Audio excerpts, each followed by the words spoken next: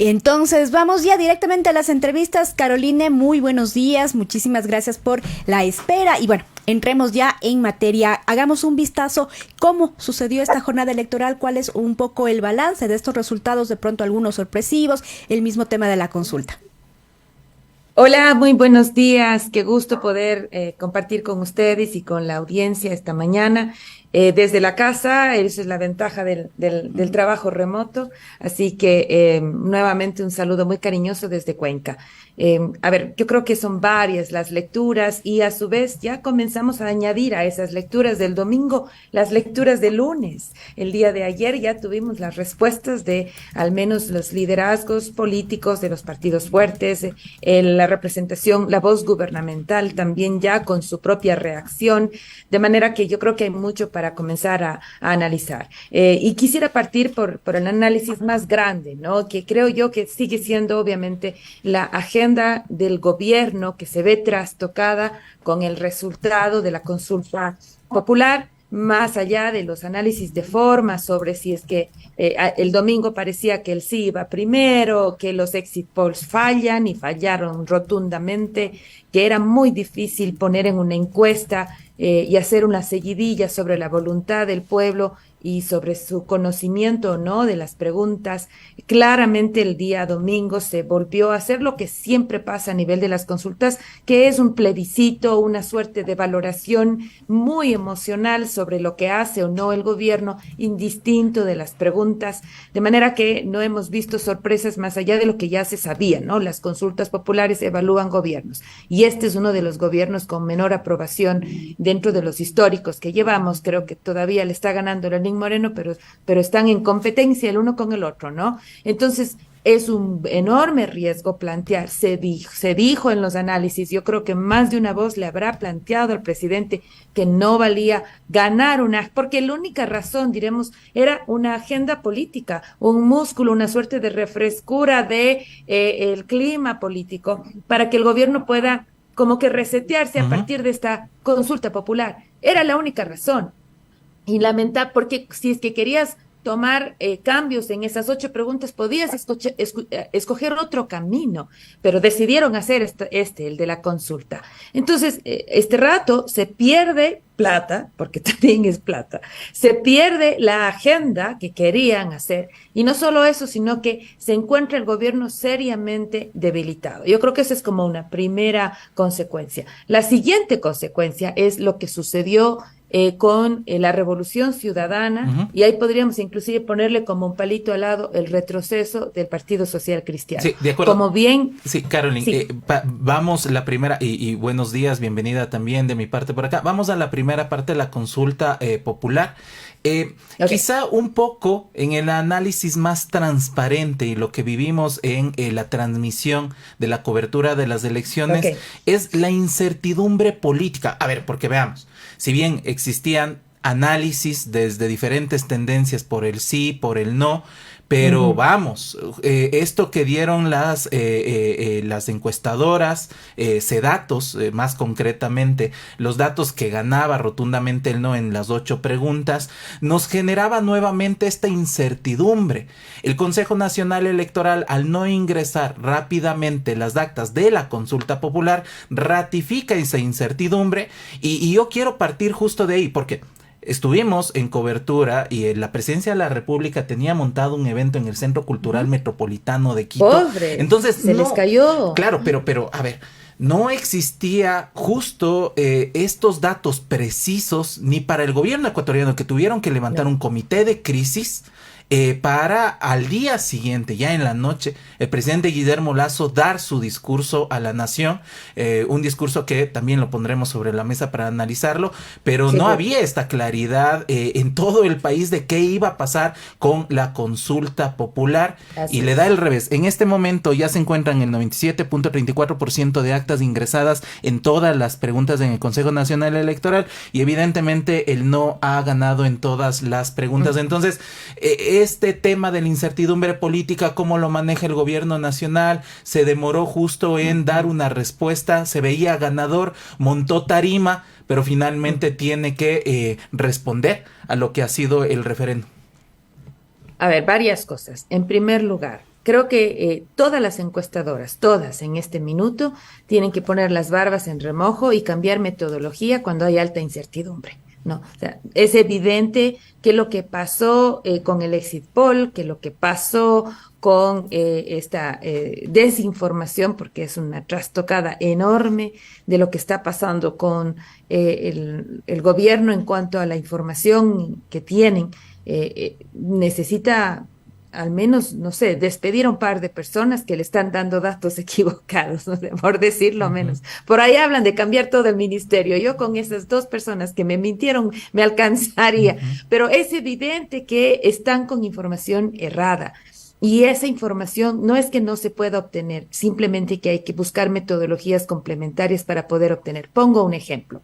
Hay una empresa, Golden, trabaja con las conversaciones digitales, recolecta vía softwares millones de datos de lo que ese momento está comentándose en las redes sociales, en el Google y en otros espacios que la Internet le pueda proveer, pero son millones de comentarios, luego procesan y ya ellos veían este comportamiento fuerte sobre el no 8 días antes de la consulta popular y lo mismo pasó el domingo en la consulta popular. Entonces, no necesariamente se puede solo y quedar con la conversación, con la encuesta a boca de urna o con la encuesta en los espacios en los que normalmente se acostumbra. Yo creo que hay que pensar en nuevas metodologías, darle más fuerza a lo cualitativo para entender por qué tan alta indecisión, por ejemplo, por qué tan alta incertidumbre y por dónde va un poco el ánimo de las personas. Eso como un dato ahí al margen. Dos cosas. La siguiente es, normalmente cuando hacemos comunicación con estrategia se plantean escenarios y en el gobierno solamente miraron uno, literal y simbólicamente hablando. Siempre puede haber la opción de perder, más todavía en un concierto de alta incertidumbre como fue, en un contexto, perdón, de alta incertidumbre como fue este. No haber tenido el discurso de ayer pudo haberlo leído tranquilamente el domingo de noche y tal. Yo sé que entiendo que no se podía pronunciar el gobierno hasta no tener una lectura clara sobre el Consejo Nacional Electoral.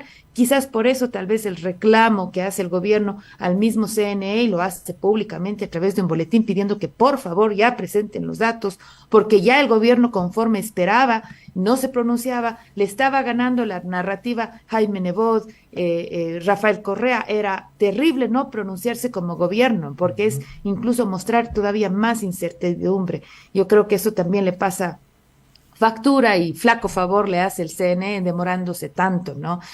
Sin embargo, insisto, el no haber tenido este pronunciamiento a tiempo o esa clara presencia sobre inclusive la espera, pero presencia al fin, no ausencia, cobra algunas facturas al respecto. Finalmente, para ir con el tema de la consulta popular, yo creo que con el discurso presidencial que escuchamos ayer, podemos también hacer algún tejido interesante. El presidente se lo ve bastante sostenido a pesar de esto, es un fracaso enorme, a pesar de haber ya escuchado las declaraciones de Jaime Nebot, a pesar de estar ya pendiente con los triunfos de la Revolución Ciudadana y los tuits de Rafael Correa. Se logra sostenerse. Yo creo que hemos visto un presidente más descompuesto en otro tipo de momentos, en este no, le vemos de alguna forma bastante sostenido. Hay ciertos gestos en donde se nota esa frustración con el pueblo, cuando la mano le pone así a decir estamos escuchando al pueblo y que toda la clase política escuche al pueblo, se le ve ese gesto todavía un poco complejo para él. Me imagino haber recibido este rechazo popular, ¿no es cierto?, en temas que son tan elementales como el tema de la seguridad. O así fue como lo vendieron. Ojo, no estoy diciendo que eso era justamente la pregunta, lo que pasa es que esa fue la comunicación. Hace un llamado a los que votaron sí, a los que votaron no, a pensar que todos ellos quieren el bien del país y llama a un gran acuerdo y pide que por favor se rechacen estas prácticas de divisiones. Todo eso contradice lo que él decía 8 días atrás.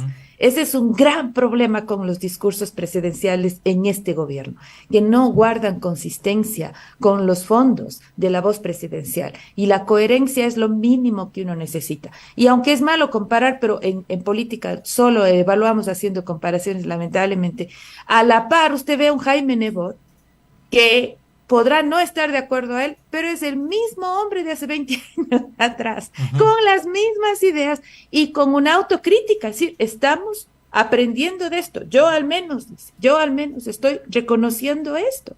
Y luego, volviendo de nuevo a Guillermo Lasso menciona que hay que dejar la personalización en la política, que es una lección no solo para el gobierno, porque dice que ahora el instrumento de la consulta popular era para escuchar al pueblo, ¿no? Entonces, ok, ya está escuchando, pero que no solo debe escuchar el gobierno, sino toda la clase política y el Estado. Lo menciona así, ¿no? Como tres componentes que el pueblo le está jalando las orejas a todo el mundo. Y luego incluso pide que dejemos de personalizar esto, que me parece que es como un guiño a los liderazgos con los cuales él tiene que enfrentar, ¿no es cierto? Y luego procede a establecer este acuerdo sobre la base de lo mismo que ya hemos escuchado: las oportunidades, la seguridad, la infraestructura, la desnutrición, y creo que con eso se acabó. Entonces, no deja clara una hoja de ruta sobre cómo actuar a partir de ahora. Ya han pasado casi 2 años, le quedan menos de 2, y necesitaría él, y pudo haber aprovechado en este momento para dejar más clara la nueva agenda, si tú quieres, pero no, se queda de alguna forma corto de las aspiraciones y expectativas gubernamentales en este momento, de tanta atención que tenía sobre todo. Por el otro lado, ¿qué es lo que estamos viendo? Estamos viendo, además del mea culpa, incluso indicar con claridad qué fue lo que pasó. Echa la culpa a esa falta de representación más amplia que el Partido Social Cristiano debió tener y que hace 4 años no lo tuvo. O sea, de alguna forma lee ese escenario. ¿Qué más dice él? Dice que esto también es causa de personas ambiciosas y tal, que por hacer daño, terminaron entregando tanto la ciudad como la provincia a manos externas. Inclusive habla de estos odios y tal, que lo que está haciendo es un guiño a estos otros partidos políticos o movimientos que participaron. Por ahí Jimmy Jairala probablemente estará escuchando, qué sé yo, Duar, ¿cómo es? Pedro Pablo. Pedro Pablo, gracias, que de alguna forma comparten piscina con Cintia Viteri, que terminan al final resquebrajando esa votación que por lo general sabía ser mucho más compacta. Quizá la misma Cristina Reyes, Nicolás Lapenti, algunos históricas que no llegaron a un consenso interno para... Exacto. Y que claro, hay una fragmentación interna del Partido Ponga usted Social el nombre. Cristiano. Sí. Así es, inserte usted el nombre y les llega nomás clarito el mensaje, ¿verdad? Y finalmente marca ya la hoja de ruta. Dice, lo estamos haciendo, comenzamos ya, y es esta escuela de formación y vamos a recapacitar y vamos a avanzar. No es fácil lo que toca al Partido Social Cristiano, pero habla el líder y dice, por aquí vamos, ¿verdad? Además que le toca reagruparse porque lo que sucede en Guayas y Guayaquil son 30 años de hegemonía social cristiana que terminan rompiéndose. Ya los memes que dicen, hasta aquí llegó León, mataste nuevamente el legado de León, no son, más allá de la broma, pero para ese sector en particular es un golpe fuerte, ¿no? Es un golpe fuerte. De manera que ahí usted tiene una lectura sobre lo que sucedió en materia de consulta popular y cómo de una vez los líderes están reaccionando y con una suerte de comparación el uno con el otro. Ahora, Caroline, hemos analizado lo que pasó con el gobierno, por acá los socialcristianos, y vamos con el otro lado. En cambio, el partido de Rafael Correa, básicamente la Revolución Ciudadana, donde vemos básicamente un discurso nuevamente triunfalista de básicamente regresamos otra vez a ganar. Ahí un poco cómo analiza usted tanto los triunfos de las principales ciudades como también este discurso. Creo que es una sorpresa inclusive para ellos lo que ha pasado. Creo que en el presupuesto ellos ya veían ver resultados interesantes en Guayaquil. De hecho, había ya menciones al respecto y estaban sumamente pendientes de los votos y tal. Pero, por ejemplo, acá en el Azuay se lleva Juan Cristóbal Lloret la prefectura. En Cañar, por las alianzas que hacen, se llevan alcaldía y prefectura, por mencionar 2 lugares en donde había una suerte de bastión correísta que comienza a recuperarse Hay lecturas distintas del voto correísta en cada región, eso será para un segundo análisis, pero yo creo que a priori es evidente, tanto afuera como dentro del país, se está leyendo como el triunfo de este grupo de oposición que ha sido muy denostado en todos estos años, con una narrativa muy fuerte, con o sin razón. Yo no estoy para evaluar esto, pero sí para evaluar este contexto mediático que ha acompañado a cualquier cosa que tenga el sufijo correísmo, ¿no es cierto? Entonces, el calificativo de correísmo. De manera que sí, el correísmo está volviendo, yo creo que eso no hay ninguna duda. Creo que también lo que sucedió en Quito de recuperar la alcaldía, de sostener con no poco trabajo, ojo, sostener la prefectura, por supuesto, consolidar la presencia en la costa con Manabí, con creo que también Esmeraldas, Guayas, Guayaquil, la alcaldía de Machala, en fin, por mencionar ahí lo que este rato recuerdo, creo que también Santo Domingo se consolida, en fin, creo que hay una importante presencia, fruto de lecciones aprendidas, fruto de creo que refrescan más las filas. Aquiles Álvarez es prueba de ello, sin dejar de ser correísta, pero es de ese correísmo más conservador, por decirlo de alguna manera. Se sabe que el correísmo tiene un espectro amplio. En el caso, por ejemplo, de la SUAY, Juan Cristóbal Lloret, viene de un sector que dialoga con el sector empresarial, con el sector académico y tal, y la gente que le aprecia mucho al J, como le decimos acá, le dicen así en la cara, dice, vos eres buena gente, hermano, lo único malo tuyo es que eres correísta, así de plano. Entonces, solo para tener una idea, el tipo de liderazgos que este momento están en los distintos, incluso mismo Pavel Muñoz, ¿no? Era dentro del correísmo, tal vez el grupo menos apasionado, ¿no es cierto?, menos conflictivo, y esos son los nombres que este rato están trayéndole, yo creo que ahí están refrescando marca, refrescando filas y dándole, esperemos, una nueva narrativa. ¿Por qué digo esperemos? Porque creo que ahí va el Jorge. Sí. Que si es que van a ir por el tema de la vindicación de derechos y de consignas en contra de los otros, con una suerte de venganzas, yo creo que eso sería muy doloroso para una sociedad que está cansada de la polarización, de de este anti permanente, un anti con entre comillas, ¿no? Permanente, y es una narrativa que yo creo que da lecciones a dos bandas, ¿no? Porque el mismo presidente comenzó a tildar de narcos a los que no estaban de acuerdo con él. Mire cómo le fue. Entonces creo que es importante entender que estos clivajes, si bien es cierto, son en algún momento necesarios para tomar decisiones, son muy dañinos cuando se quiere tener una conducta más democrática, más amplia, de mayor deliberación. Yo quería comentar y repreguntarte, Caroline, hay una ganancia de la tendencia, quizá de esta tendencia de centro izquierda, y un poco también analizar que no es homogénea la posición política, al menos en las seccionales, por ejemplo, de la Revolución Ciudadana. Es heterogénea en realidad, hay una diversidad de alianzas territoriales que incluso en los análisis se hablaba que durante las ganancias de la presidencia del expresidente Rafael Correa ganaba el Partido Social Cristiano en Guayas y Guayaquil y al mismo tiempo la Revolución Ciudadana.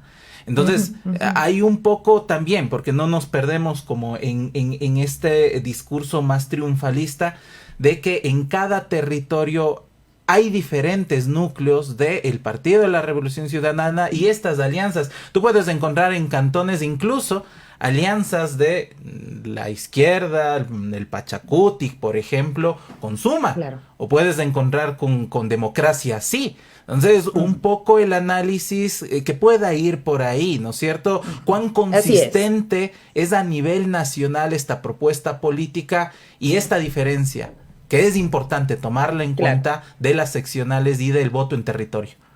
Claro que sí. De entrada creo que hay que discriminar a cada territorio porque son lecturas distintas. No podemos pensar que lo que sucedió con la prefectura de la SUAY, ahora en manos de la Revolución Ciudadana, sea explicada de la misma manera como votaron en Guayas y en Guayaquil, ¿no? Y lo mismo podríamos hablar sobre Quito y Pichincha, que son lecturas distintas. Vea usted, por ejemplo, le pongo como ejemplo la alta indecisión en Quito y en Cuenca. Era una cosa enorme. A nivel de prefectura, la alta indecisión en el Azuay también era increíblemente grande. Entonces, había también todo este otro contexto político de desapego, de quemimportismo sobre la conversación política y de toma de decisión en el último minuto. La democracia de la espumilla, decía yo, porque al final es con ese ánimo del domingo y de lo que la seño a la salida del recinto electoral te dice con la espumilla que te vende lo que tú terminas recogiendo para tomar una decisión. Entonces creo que en varias provincias eso, por ejemplo, no tiene mucho que ver con lo que está diciendo o no la Revolución Ciudadana, sino es esta otra mirada más general. Segunda lectura sobre esto, también no se puede desmerecer el voto rechazo, es decir, no es que le voto a la Revolución Ciudadana, sino como me molestó tanto este gobierno, me dio iras que el Partido Social Cristiano no le haya dado el voto para sacarlo porque estoy muy molesta, o finalmente vos no estás haciendo bien las cosas, me estás tratando mal, toma tu no por todos los lados, incluido la alcaldía y la prefectura. Yo creo que hay mucho de eso también en Guayas, en Pichincha, en Guayaquil, en fin. Creo que hay todo este hartazgo de lo que está haciendo o deshaciendo en este momento Guillermo Lasso, porque el rechazo a Guillermo Lasso en sí mismo es bastante generalizado, ¿no? Y finalmente, por supuesto, no hay que desmerecer también el perfil de los candidatos. O sea, una cosa es Luisa Fernanda, creo que se llamaba la candidata que hace 4 años en Quito corrió Luisa por Maldonado. el correísmo. Luisa Maldonado, muchas gracias. Y otra cosa es Pavel Muñoz, o sea, son carismas distintos, perfiles distintos y al parecer con resultados distintos también. Y yo creo que puedo decir lo mismo acá. Por ejemplo, Juan Cristóbal Lloret saca mayor votación que la que saca Roque Ordóñez, ambos candidatos de la Revolución Ciudadana, y eso que también la votación de Ordóñez no es nada despreciable. Sin embargo, porque ambos siendo correístas, y, ojo, los concejales sacan más alta votación todavía. Entonces, y es porque la militancia opera así, ¿no? O sea, el voto plancha es más fácil dar indistinto de quien sea, pero al alcalde, al prefecto, lo examinas más y los endosos que Rafael Correa quiere hacer no siempre operan así. Entonces hay un mayor cuidado de quién está, qué está proponiendo, y por eso yo, por ejemplo, ahí sí creo que la campaña en Guayaquil fue importantísima. A mí me gustó mucho la propuesta comunicacional, por ejemplo, de